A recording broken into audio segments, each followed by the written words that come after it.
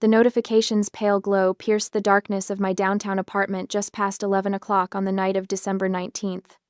I'd been reviewing quarterly financials when my phone vibrated against the glass coffee table, a sharp buzz that made my wine glass tremble. Motion detected. Koi Pond. South Garden. I didn't panic. Panic is what amateurs do. Instead, I set down my pen, picked up my phone, and opened the security app with the same calm precision I used to review contracts. The 4K night vision footage loaded instantly, revealing every detail in crisp monochrome. The water feature I'd engineered with my own hands, the meticulously raked gravel patterns, the ancient podocarpus trees that had cost me more than most people's cars. And there, standing beside my $50,000 koi pond, wine glasses catching the moonlight like crystalline weapons, were my younger sister Scarlett and her fiancé Evan. I increased the volume. Their voices came through with perfect clarity. "It's a gold mine," Evan said, gesturing grandly at the water. His real estate agent's swagger was fully deployed, the same body language he probably used to sell overpriced condos to desperate buyers.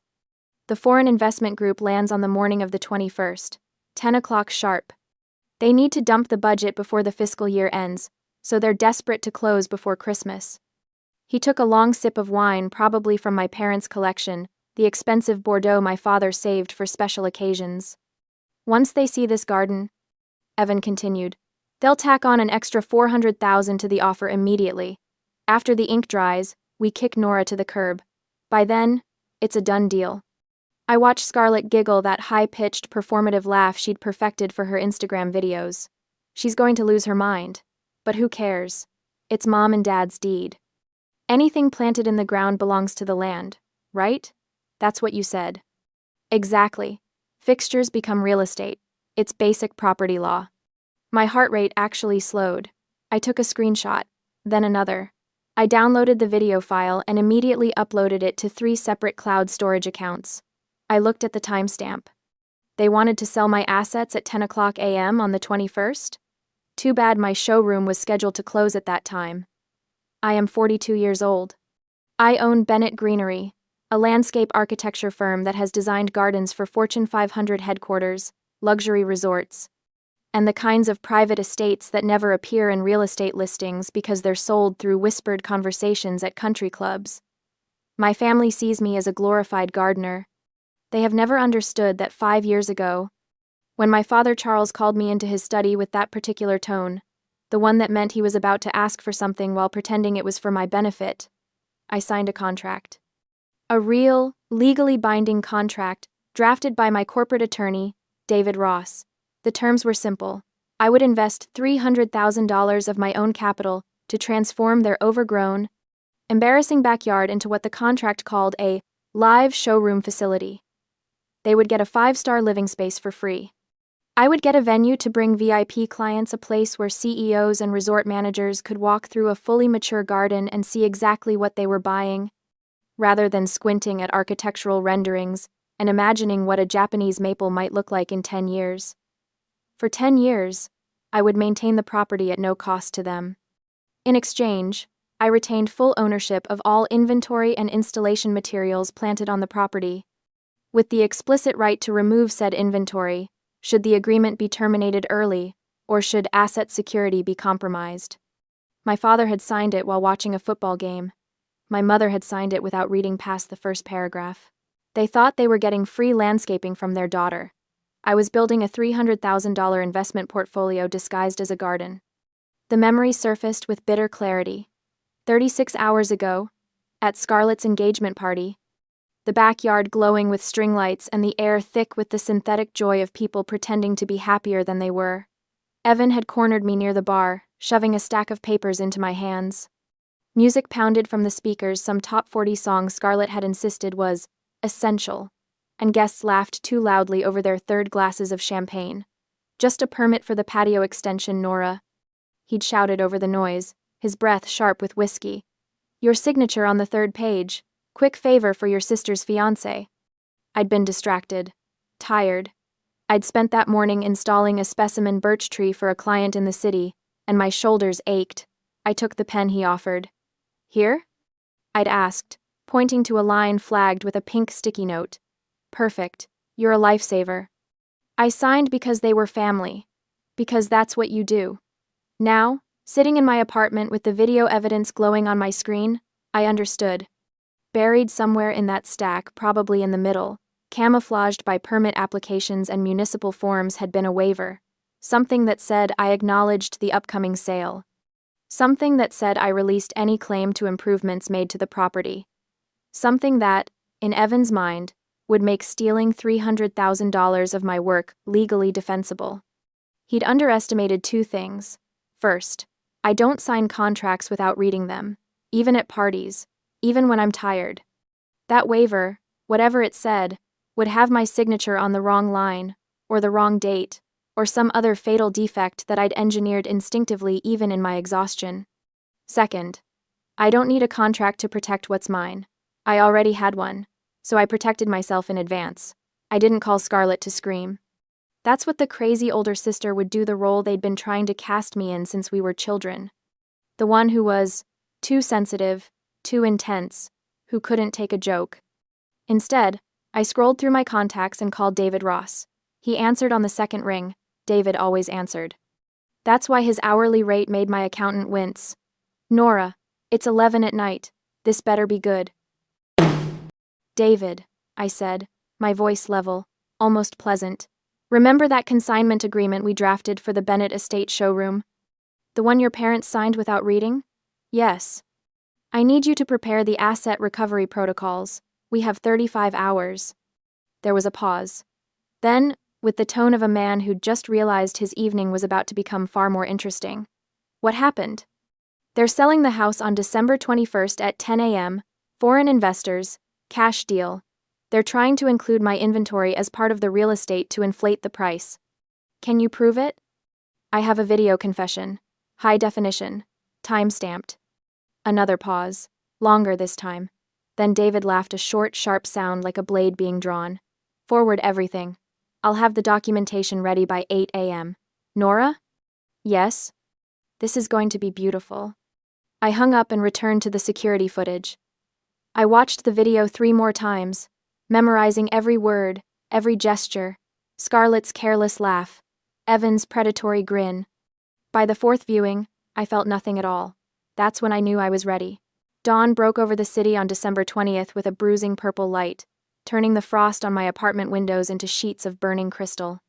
I'd been awake for hours, sitting at my dining table with my laptop open, surrounded by 5 years' worth of invoices, contracts, and botanical certification documents. By the time I walked into David's office shortly after 8, the city was fully awake, unaware of the legal war I was about to launch. David's office occupied the 42nd floor of a glass tower downtown. The kind of place where the receptionist's desk cost more than a sedan, and the coffee came from beans that had been blessed by Tibetan monks or some equally ridiculous provenance. David himself was 55, gray-haired, and possessed the particular smile of a man who genuinely enjoyed destroying people in court. He was smiling now. You weren't exaggerating, he said, gesturing to the screen where my security footage played on loop. This is prosecutorial-grade evidence. Your brother-in-law-to-be is a moron. He's a real estate agent, I said, settling into the leather chair across from his desk. He understands property law the way a line cook understands chemistry. Enough to be dangerous. Walk me through the botanical angle again. This is where we win. I opened my laptop and pulled up the technical diagrams, cross-sections of root systems, photographs of underground installations, certification documents from horticultural engineering firms. Evan's entire strategy relies on the legal principle of fixtures, I explained. In property law, anything permanently attached to the land, anything that's rooted in the native soil, becomes part of the real estate. If I had planted those trees directly into the ground, he'd be right. They'd belong to whoever owns the deed. But you didn't. No, every single high-value specimen on that property, every ancient podocarpus, every Japanese maple, every ornamental pear tree is planted inside what we call root control bags. They're industrial-grade fabric containers that prevent roots from spreading into native soil. To the naked eye, the trees look like they're planted normally. Underground, they're essentially in enormous pots. I rotated the diagram on screen, showing the barrier between the specimen roots and the earth. Biologically and legally, I continued, Their roots have never touched my parents' property. The trees aren't fixtures. They're chattels, movable personal property consigned to the estate under a temporary display agreement. They belong to Bennett Greenery. They always have. David leaned back in his chair, fingers steepled. And you can prove this? I have installation records, purchase receipts, and third-party certification from horticultural engineers. Every tree, every shrub, every blade of ornamental grass. It's all documented as inventory. What about the koi pond? Portable water feature. The liner, the filtration system, the lighting, all removable. The fish themselves are Bennett Greenery assets. I have individual RFID tags on every single koi. They're worth $50,000, David. They're not pets, they're inventory. He was grinning now. You magnificent, paranoid genius. I prefer thorough. We spent the next hour reviewing the contract I'd signed with my father 5 years ago. David had drafted it himself, and reading it now was like watching a master chess player explain why they'd sacrificed a pawn 12 moves earlier. Clause 7. Bennett Greenery retains full ownership of all botanical specimens, water features, and installation materials consigned to the property for display purposes. Said materials remain the exclusive property of Bennett Greenery, and may be removed at any time should the client terminate the agreement, or should asset security be compromised. Clause 12. Acceleration Clause. In the event the agreement is terminated prior to the completion of the 10-year term, all waived maintenance fees shall become immediately due and payable. Monthly maintenance fee schedule attached as Appendix C. I'd never charged my parents maintenance fees. For 5 years, I'd donated approximately 15 hours per week, keeping that garden immaculate, pruning, fertilizing, treating for pests, adjusting irrigation systems, replacing seasonal plantings. The contract specified this would be provided free of charge for 10 years, unless they broke the contract early. Pull up Appendix C, David said. I did. The maintenance fee schedule appeared on screen. $750 per month, escalating by 3% annually to account for inflation. 60 months at an average of $780 per month. Approximately $46,000 in waived fees. Add removal costs, David said quietly. Crane rental, labor, equipment, transport. Another $20,000, easy. Then penalties for breach of contract, let's be conservative and say $10,000. Round it to $75,000. Make it $95,000, I said. Include emergency relocation fees and compensation for business disruption. I have to cancel client meetings to handle this. $95,000 it is.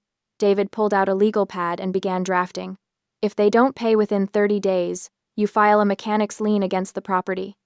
The house becomes legally frozen, they can't sell it, can't refinance it, can't transfer the deed. It stays on public record like a scarlet letter until they pay every cent. I watched him write, his fountain pen scratching across expensive paper. David, I said quietly. Evan and Scarlett think they're going to kick me to the curb and pocket $400,000 of my work. I know. My parents are letting it happen. They're complicit. They didn't even warn me. David stopped writing and looked up. His expression was gentle, almost fatherly. Nora, this isn't revenge. This is asset protection.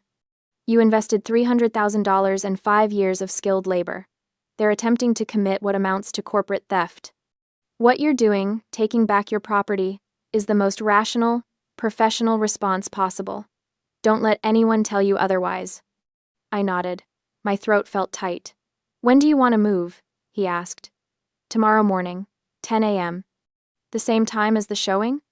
No, right before. I want to be pulling out of the driveway just as they're pulling in. That afternoon, I returned to Bennett Greenery's main facility, a 3-acre compound in the industrial district with greenhouses, equipment yards, and a staff of 47 skilled workers. These people weren't employees. They were craftsmen, arborists who could diagnose tree diseases by touch, irrigation specialists who understood hydrology like classical musicians understood Bach, equipment operators who could thread a crane hook through a 6-inch gap without scratching bark. They were loyal to me because I paid them well, treated them with respect, and never asked them to cut corners. I gathered the senior crew in the main office. Marcus, my head arborist, Jenny, who managed logistics, and Tom, who operated our heavy equipment like an extension of his own body. Emergency relocation, I said without preamble. Site: the Bennett Estate.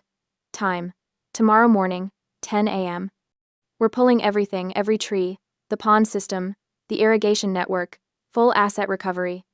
Marcus raised an eyebrow. He was 60 years old, had been in the landscaping industry since before I was born, and had approximately zero tolerance for drama. Your parents' place, he said. It wasn't a question.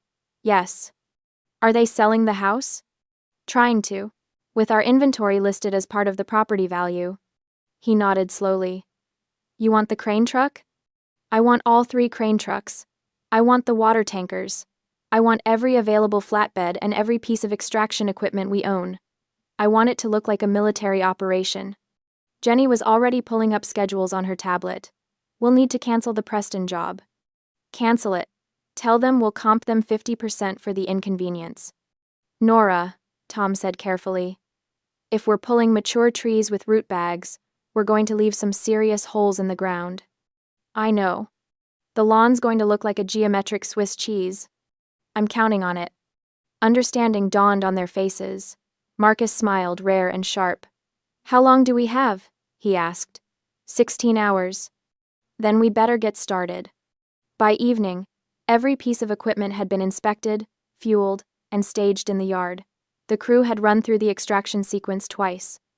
We'd loaded the water tankers with temporary holding tanks for the koi fish. We'd prepared straps, rigging, and support structures for specimens worth more than most people earned in a year. I stood in the equipment yard as the sun set, watching my team work with the precision of a surgical unit preparing for a complex operation. My phone rang. Mom appeared on the screen. I answered. Nora, honey. Her voice was honey sweet, the tone she used when she wanted something. Can you come by early tomorrow? Around 9? Evan has some friends coming over to see the house. Maybe you could trim the hedges? Make it look nice for your sister? Friends, not buyers, not investors. She was lying. They all knew what was happening tomorrow, and they wanted me to show up and play the role of the helpful daughter one last time, to make their stolen garden look perfect for the people who would help them profit from my work. That lie killed the last ember of guilt I'd been nursing. Don't worry, Mom, I said, my voice warm and guileless. By tomorrow morning, the garden will look exactly like it's supposed to. Oh, wonderful, you're such a good daughter. I don't know what we'd do without you. I hung up without saying goodbye. Then I returned to my office, where David had emailed the final documentation. I printed everything: the consignment agreement, the technical certifications, the maintenance fee invoice, $95,000 in bold red ink at the bottom. I organized it all into a 3-ring binder with colored tabs. Legal, professional, irrefutable. Then I printed one more thing: a simple company directive on Bennett Greenery letterhead: asset security compromised, immediate retrieval authorized. I signed it, dated it December 20th, and placed it in the front of the binder. Tomorrow morning, I wouldn't be the hurt daughter, the betrayed sister, the underestimated eldest child. I would be the CEO of a $3 million company recovering stolen property. Sleep was a ghost that refused to visit that night, but not because of anxiety. My mind was simply too active, running through logistics, reviewing contingencies, anticipating reactions. By the time my alarm went off at 5:30 on the morning of December 21st, I'd already been awake for an hour, watching the winter dawn turn my apartment windows from black to gray to pale gold. I dressed carefully: work boots, dark jeans, a Bennett Greenery jacket with the company logo embroidered over the heart.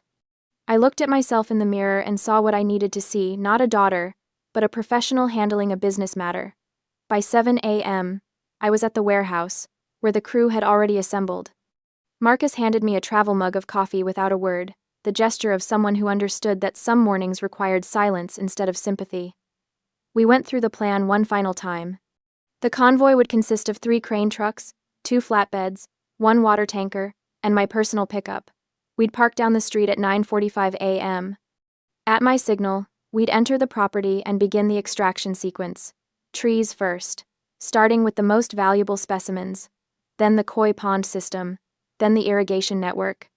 Estimated time: 90 minutes for full asset recovery. Remember, I told them, we are not destroying property, we are removing inventory. Everything we take belongs to Bennett Greenery. Everything we leave behind belongs to the property owner. Are we clear? 47 voices answered in unison. Clear. Then let's go get our trees. The convoy rolled out at 9:15 a.m., a rumbling procession of industrial vehicles that turned heads on the highway. I drove at the front in my pickup, watching in the rearview mirror as 7 massive trucks followed me through morning traffic like a steel and chrome parade. We reached my parents' neighborhood, an affluent suburb where lawns were measured in acres and every house had a 3-car garage. The houses here were what real estate agents called executive properties, priced in the millions, owned by people who believed wealth was evidence of virtue. I pulled onto a side street with clear sightlines to my parents' driveway and killed the engine. Behind me, the convoy went silent. Tom climbed down from his crane truck and walked up to my window. "We wait?" he asked. "We wait." I pulled out my phone and opened a notes app, where I'd been documenting everything: the timestamps, the video footage, the conversations. Documentation is armor, evidence is power. At 9:47 a.m., movement caught my eye.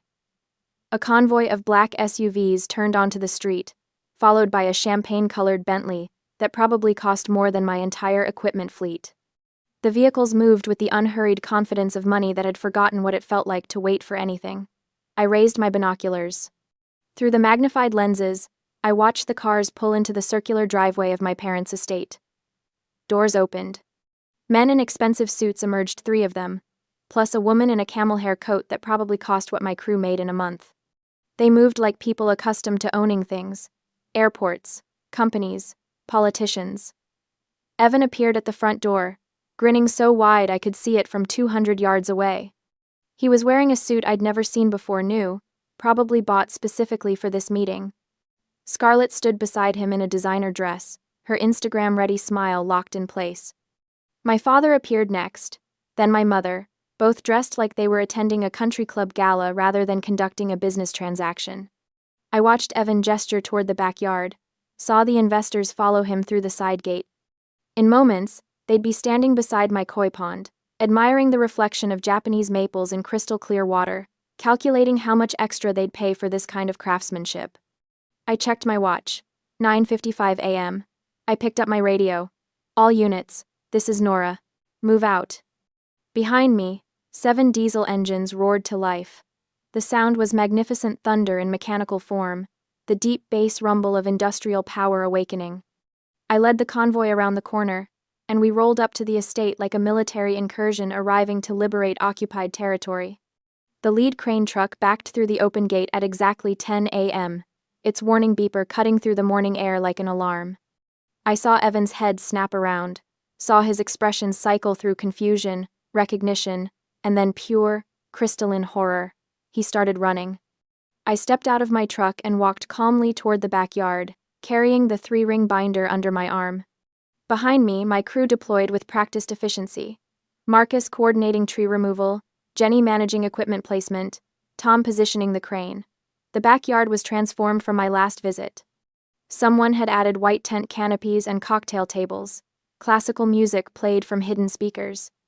The investors stood on the stone patio overlooking the koi pond, champagne flutes in hand, looking at the garden the way collectors examined rare paintings. Evan reached me just as I entered through the gate. His face had gone pale, his expensive suit already rumpled from the sprint. "Nora!" His voice cracked on my name. "What are you? You can't! I have clients here!" I didn't look at him. Instead, I walked past him toward the group of investors, who had turned to watch this unexpected development, with the detached interest of people accustomed to reality, occasionally diverging from their expectations. I raised a small megaphone, nothing aggressive, just enough to be heard over the equipment noise. "Good morning, gentlemen, madam. I apologize for the interruption. My name is Nora Bennett, owner and CEO of Bennett Greenery." I kept my voice professional, pleasant even. "The garden you're currently viewing is not part of the real estate. It consists of inventory owned by my company and consigned to this property under a temporary display agreement. That agreement has been terminated due to asset security concerns. This viewing is over." One of the investors, an older man with silver hair and the particular stillness of serious wealth, raised an eyebrow. "And you are?" the landscape architect who designed and installed everything you're looking at, the daughter of the homeowners, and the person who's about to remove $300,000 worth of company property. Evan had recovered enough to start shouting, "This is insane, officer." He was gesturing frantically toward a bored-looking police officer who'd been hired, I assumed, to provide security for the showing. "Arrest her. She's trespassing. She's destroying property." The officer walked over, hand resting casually on his belt.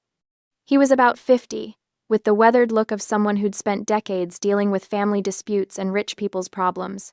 "Ma'am, what's going on here?" I didn't argue. I didn't explain. I simply opened the binder and handed it to him, already tabbed to the relevant sections. Tab 1. Consignment Agreement, signed by the property owner, establishing Bennett Greenery's ownership of all botanical specimens and installations. Tab 2. Technical certification from horticultural engineers, confirming that all trees are planted in root control barriers, making them movable chattels rather than real estate fixtures. Tab 3. Proof of ownership, including purchase receipts and RFID tracking for all koi fish. The officer read slowly, flipping between tabs. I saw his expression shift from skepticism to comprehension, to something approaching professional respect. He closed the binder and turned to Evan. "Sir, this is a civil matter regarding personal property. She has documentation proving these trees and installations are movable company assets. I can't stop her from retrieving her own property." "But she's ruining the sale." "That's a civil matter, sir, not a criminal one." Evan's face cycled through several colors. Behind him, my mother had appeared, her hand pressed to her mouth in horror. My father stood frozen on the patio, champagne glass still in hand, his expression unreadable. I turned back to the investors, who were watching this unfold with the kind of fascinated attention people usually reserved for car accidents. Again, my apologies for the disruption. If you're interested in the property itself, I recommend conducting your viewing after the current complications are resolved. The silver-haired investor smiled slight, knowing. "I think we've seen enough. Good luck with your business, Miss Bennett." They turned and walked back toward their vehicles, moving with the unhurried grace of people for whom this inconvenience was merely amusing rather than devastating. I waited until they'd cleared the gate. Then I turned to Marcus and gave the signal. "Extract everything." The first crane moved into position beside the oldest Podocarpus tree, a 40-year-old specimen I'd sourced from a specialty nursery in Oregon, transported cross-country, and installed with the kind of care usually reserved for priceless artifacts. It was worth $60,000. It was the centerpiece of the entire garden. Tom operated the crane with surgeon-like precision. The support straps went around the trunk, carefully positioned to avoid bark damage. The crane's hydraulics hissed. The straps tightened. Then, with a deep, wet tearing sound that made my mother gasp, the tree began to rise. Because of the root control bag, the extraction was clinically precise. There was no violent ripping of earth. The tree lifted clean, its root ball contained in the industrial fabric cylinder, like a plug being pulled from a socket. It left behind a perfectly round, dark geometric void in the manicured lawn. It looked less like a hole and more like a missing component in a complex machine. "Secure it, and move to specimen 2, I said into my radio. The ballet continued. Another tree rose into the air. Another perfect black circle opened in the green grass. The Japanese maples came next, then the ornamental cherries. Then the understory plantings, tens of thousands of dollars worth of carefully cultivated specimens lifted and loaded onto flatbed trucks with the efficiency of a practice team. Scarlett appeared at my elbow, her face streaked with mascara. "Nora, please stop. We can talk about this. We can work something out." I didn't look at her. "There's nothing to work out. I'm taking back my property." "But the garden was never yours." Behind us, the industrial pumps roared to life. My crew lowered them into the koi pond, and within seconds, the crystal clear water began draining into the tanker truck. The koi fish, each one tagged, documented, and worth hundreds or thousands of dollars, were netted and transferred to portable holding tanks with professional care. As the water level dropped, the pond's true nature became visible. A concrete basin, ugly and utilitarian, stained with algae, crisscrossed with exposed PVC pipes and electrical conduits. Without water and the careful biology I'd maintained, It looked like what it really was, an empty hole lined with aging concrete. The water drained completely. The pond sat exposed and pathetic, like a swimming pool in winter. One of the investors, the woman in the camel hair coat, had paused at the gate to watch. She looked at the devastation, looked at Evan, shook her head with something between disgust and pity, and walked away. The Bentley's engine started. The convoy of SUVs followed. They left without another word. The sale was over. The sun had barely climbed higher in the sky, yet the backyard looked like a natural disaster had visited exclusively the landscaped areas while leaving the house itself untouched. 7 perfect, dark cylinders pocked the lawn where ancient trees had stood. The koi pond was a naked concrete basin with algae stains bleeding down its walls. The irrigation system had been excavated, leaving trenches cutting across the grass like surgical incisions. The stone pathways I'd laid remained, but they now led to nothing, decorative walkways around holes in the ground. My crew worked with the brisk efficiency of people performing routine maintenance. They didn't gawk or gossip. They loaded equipment, secured straps, and moved on to the next extraction point. This was just business to them, unusual business, admittedly, but business nonetheless. I stood on what used to be the Zen gravel garden, now just a flat circle of disturbed earth, and watched my father cross the lawn toward me. He moved with the careful deliberation of someone in shock, his expensive loafers squelching in exposed soil with each step. "Nora," his voice was hoarse, "what have you done?" "I recovered company property, as specified in Section 7, subsection B of the consignment agreement you signed 5 years ago. You destroyed your sister's future." The shock was wearing off now, transforming into the anger I'd been expecting. "You ruined the sale. You humiliated us in front of investors. All because you couldn't—" He was searching for the words, his face reddening. "Because you had to count pennies with your own family." Behind him, Scarlett was sobbing on the patio. Evan sat on the steps with his head in his hands. My mother stood in the doorway, looking like someone had just informed her that the world had ended and forgotten to give her advance notice. I reached into my messenger bag and pulled out a manila envelope. Red ink stark against the tan paper. "This is the invoice for services rendered," I said, my voice level. 5 years of landscape maintenance, waived under the terms of our agreement. However, since you attempted to sell the property before the agreement's completion, the acceleration clause is now active. All waived fees are due immediately. I handed him the envelope. He opened it with shaking hands. 5 years of monthly maintenance. I continued. At $750 per month, escalating by 3% annually to account for inflation. That's $46,800. Plus $23,000 in emergency extraction costs. Plus $15,000 in penalties for breach of contract. Plus $10,000 in compensation for disrupted business operations. I watched him read the number at the bottom. $95,000. $95,000. My father whispered. "You're charging your own family $95,000. I'm charging a client who violated a contract and attempted to steal $300,000 worth of my assets. Yes. We would have given you a cut of the sale. You would have given me nothing." I heard Evan's exact words. "Once the ink dries, we kick Nora to the curb." My father's face went slack. "You heard. I have security cameras monitoring my inventory. You think I'd leave $50,000 worth of koi fish unprotected? I have the entire conversation on video, time-stamped. Cloud-backed. Legally admissible." Scarlett had stopped crying. She was staring at me now with something approaching hatred. "You were spying on us?" "I was monitoring my assets. You were caught planning theft. Family doesn't treat family like this." My mother had found her voice, shrill and breaking. "We raised you. We fed you. We put you through college. And this is how you repay us?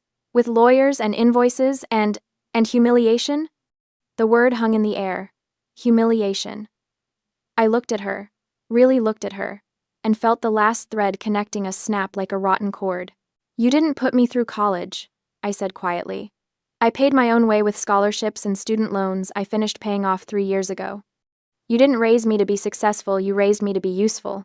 The good daughter. The one who solved problems and asked for nothing." I gestured at the devastated yard. "I invested $300,000 into this property. I worked 15 hours a week for 5 years maintaining it.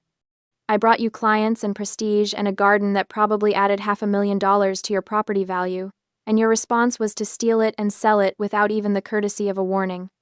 We weren't stealing. Yes, you were. And you were too arrogant to think I'd notice, or too confident I'd be too meek to stop you. I picked up my messenger bag and started walking toward my truck. My father called after me. Nora, we can't pay this. We don't have $95,000. I stopped at the gate and turned back. The morning sun illuminated the disaster zone that used to be a garden holes, exposed pipes, and 4 people standing in the wreckage of their own greed. Then I suggest you start liquidating assets, I said. You have 30 days. If payment isn't received in full, I'll file a mechanic's lien against the property. The title will be frozen. You won't be able to sell, refinance, or transfer the deed until the debt is satisfied.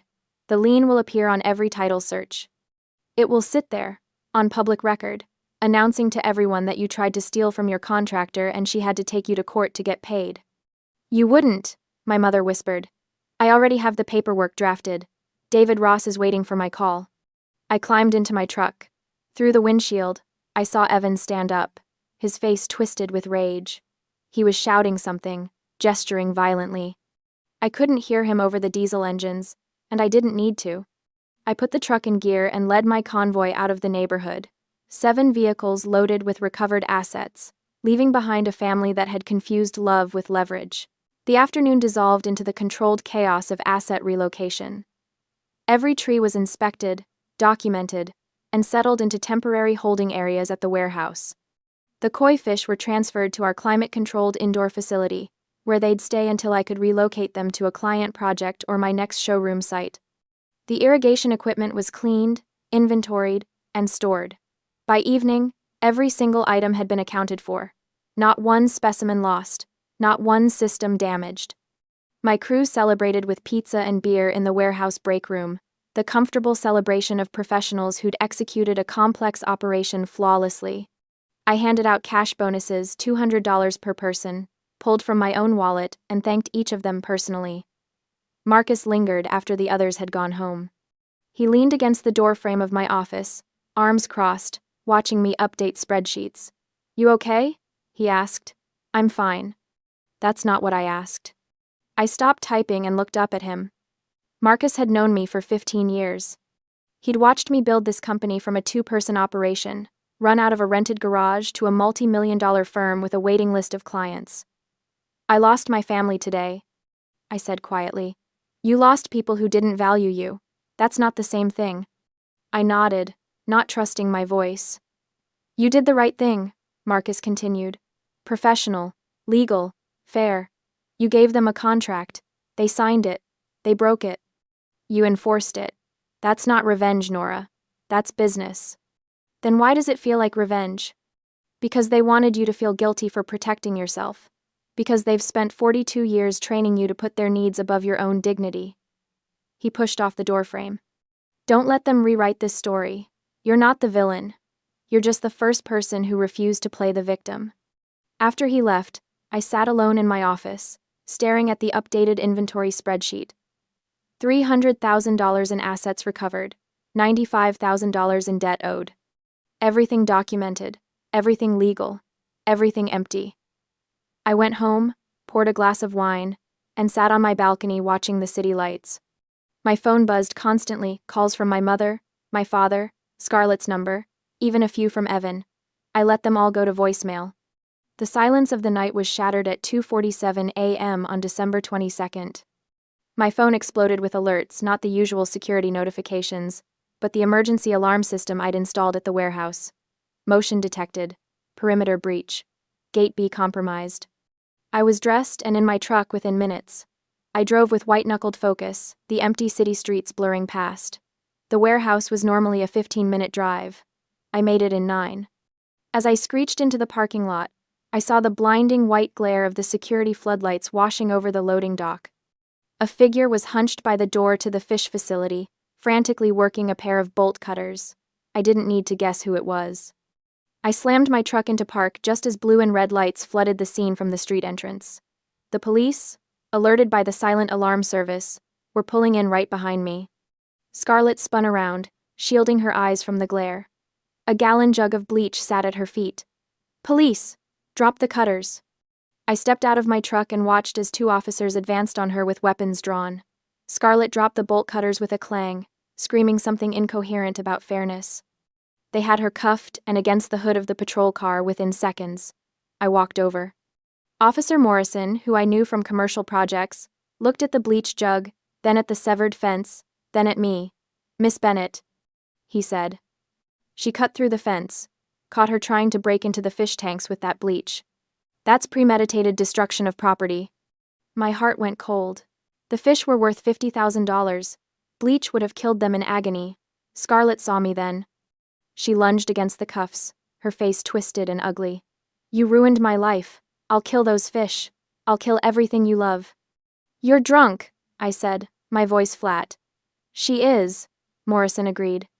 "We're arresting her for trespassing, possession of burglary tools, and attempted felony vandalism, plus DUI, since she drove here." He paused. "She's your sister. You sure you want to press full charges?" I looked at the bleach. I thought about the koi gasping for air.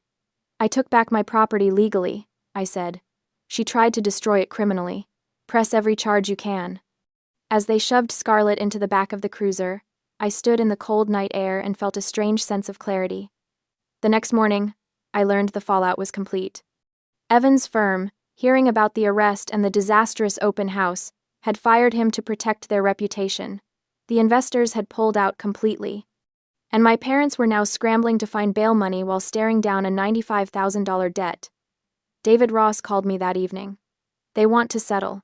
They're offering $40,000. No. They say they can't pay." "Then I file the lien tomorrow. Full amount, no installments. The house stays frozen until I get every cent." "Understood," David said.